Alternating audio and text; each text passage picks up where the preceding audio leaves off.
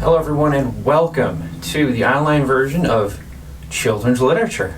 So some thoughts on moving online. I know most of you actually participated in the survey and I really appreciated that because it gave me the opportunity to figure out what you're actually looking for. And most of you indicated you wanted some YouTube video content. So I decided to videotape myself for better or worse. Hopefully I'm not terrible.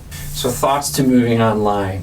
So I'm actually really excited about trying something new. I've always been sort of timid about teaching an online class, so you guys will get to be my first experiment with that. And I will be looking for feedback from you all on how it's going to be working, what you're liking, and so on. So as much as I am excited about trying this online, I'm also a little bit sad because you're one of the best groups I've ever worked with. So I'm really kind of sad I'm not going to have the opportunity to see you guys every week because I absolutely love seeing you guys. And there's a few of you that I absolutely love talking to after class and having conversations with. So that might be over with, but hey, if you ever want to talk with me, feel free to come see me.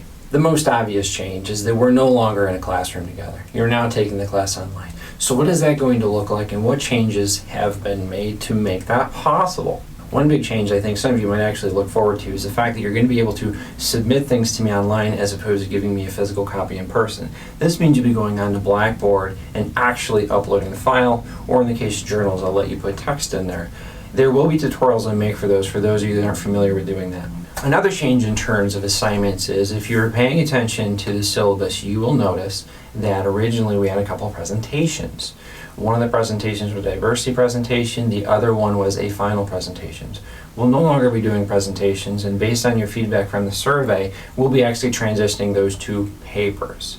However, for those of you that are adamant about not wanting to do a paper, I'll still give you the option to do a diversity presentation for that particular assignment if you want to upload a YouTube video if you're doing a presentation. So the other big change has to do with due dates. So one due date that hasn't changed is Coraline. That is going to be due on the 23rd. We had already changed that with the cultural push assignment, but one thing that has been pushed back is your story, the short story that you're handing in.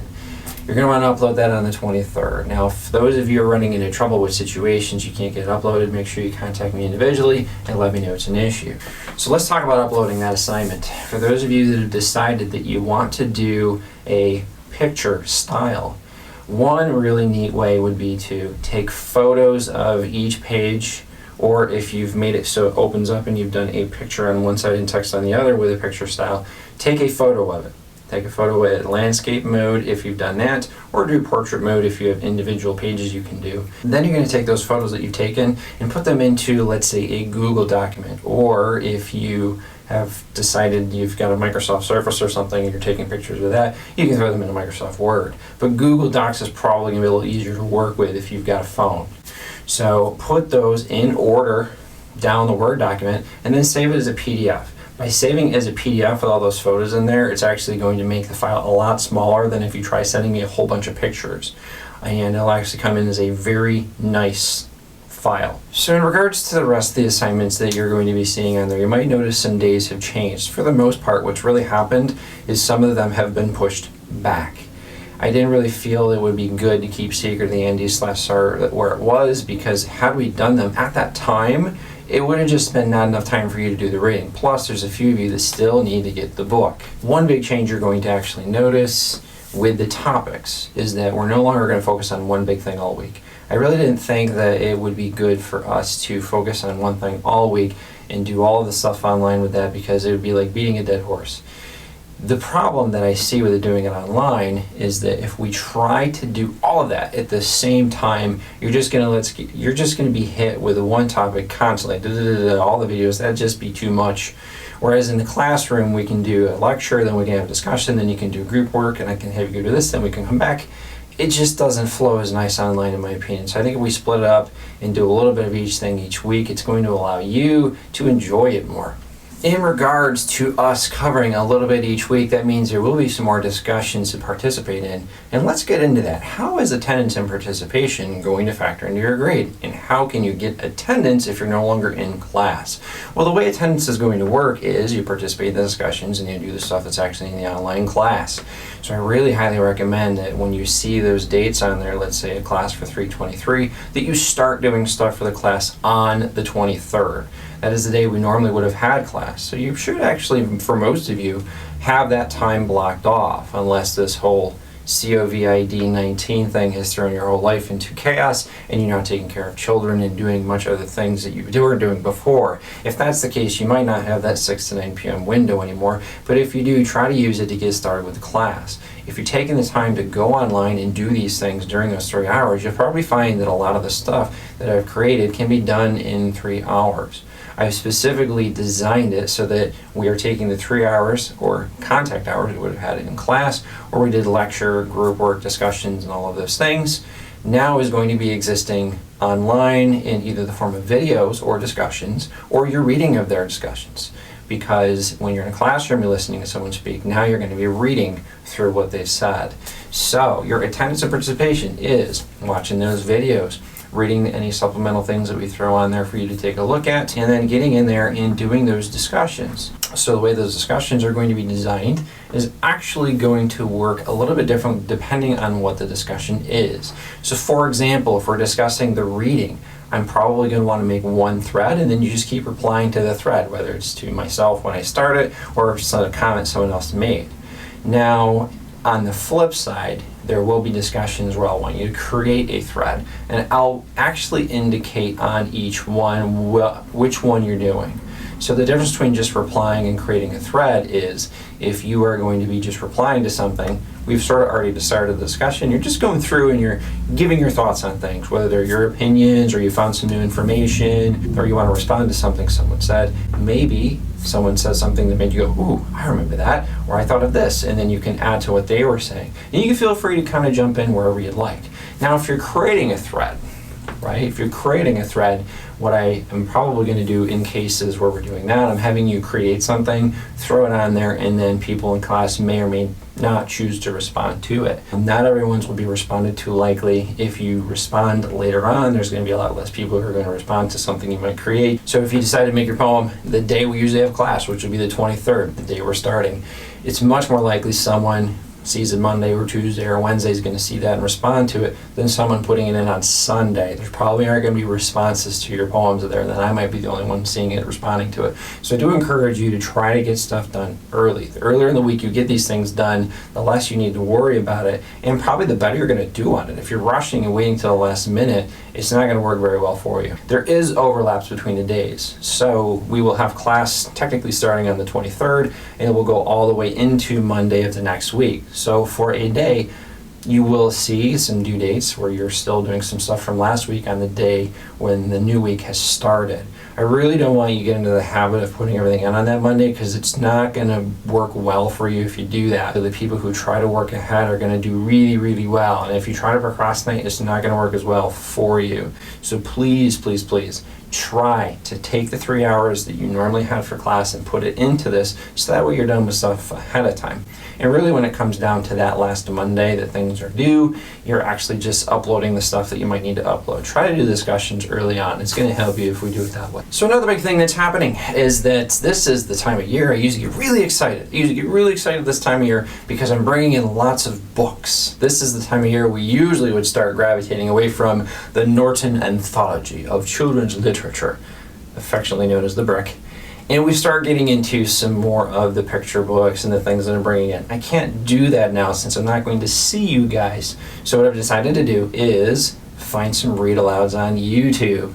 I found some pretty neat stuff and I'm excited to share with you over the next few weeks, and I'm hoping you like them. For at least the next 3 weeks, we're going to be looking at least 3, because picture books were one of the topics the next 3 weeks. So I'm probably going to have 3 of them from YouTube. I found some good ones on there for you to engage in. And then in the subsequent weeks, I'll still show you some things that'll be related to some of the content we're doing in said weeks. When it comes to responding to a discussion that has to do with those videos that we're going to do for the read-alouds, you're going to want to make sure you look at all 3. Look at all 3 of the ones that are on YouTube and then reply to the discussion. Don't do the discussion ahead of time. Go look at the videos. They're not that long. I mean, most of those stories are for kids, so they're going to be between 5 and 10 minutes. Most of the ones I'm finding are 5 minutes. The only 10-minute ones I've found so far have been terrible, so I haven't chosen them.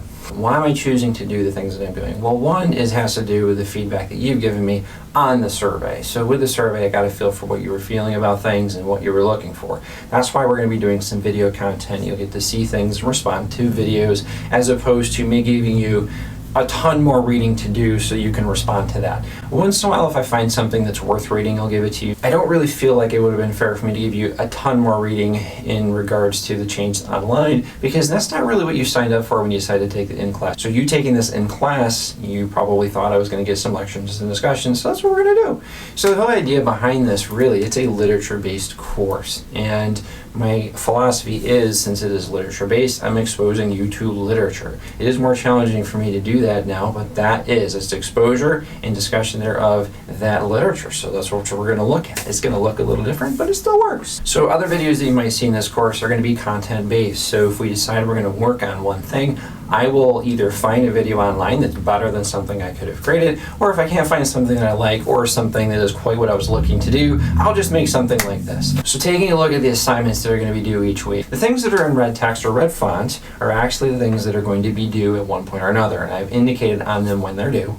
Generally, they're all due the same day for that week. In general, though, whenever you see red, that means you have to actively be doing something. Anything else that might be in green or in black is just content I need you to absorb or take a look at before you might participate in a discussion or do something. Look for the descriptions that I've put in various places. So when you see red font, that means you actively need to be doing something, whether it's uploading a file or participating in a discussion. Anytime that you see green or black font, that might just be content that you need to take a look at before you can participate in a discussion or do any of the assignments that are available to you. Now keep in mind, I am very much not used to being on camera. This is totally new for me. This is actually very awkward. I'm looking at a camera and like a weird sheet that's up like this because there was echo in the room, and I don't even know what I look like on camera. This is my first take, and I don't necessarily have time to see what works and what doesn't. So if this seems kind of raw to you, I apologize, but it's totally new to me. I've made some videos in the past, but they were kind of just for fun, and I did a little this and that. I've never actually wanted to make something that was high quality enough to be online.